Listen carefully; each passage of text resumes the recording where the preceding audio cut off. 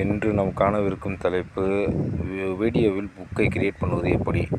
முதலில் ப்ளே ஸ்டோரில் போய் நம்மளுடைய வீடியோக்கான அப்ளிகேஷன் ஸ்லைட்பிக்ஸை டவுன்லோட் செய்து வைத்து கொள்ளவும். அதற்கப்புறம் நம்ம ஃபோட்டோ எடுத்து வைக்கணும். என்ன புக்கோ, ஸ்கூல் புக்கோ, காலேஜ் புக்கோ, அதை கிளிக் பண்ணி எடுத்து வச்சதுக்கப்புறம் ஸ்லைட்பிக்ஸர் ஆப்ஷனை ஓப்பன் பண்ணணும். ஓப்பன் ஆனதுக்கப்புறம் நம்ம என்ன செய்யணும்னா கிரியேட் வீடியோன்ற ஆப்ஷனை கிளிக் பண்ணணும். கிளிக் பண்ணதுக்கப்புறம் மொத்தம் 40 ஃபோட்டோ கிளிக் பண்ண சொல்லணும். 40 ஃபோட்டோ கிளிக் பண்ணி வச்சுக்கோங்க.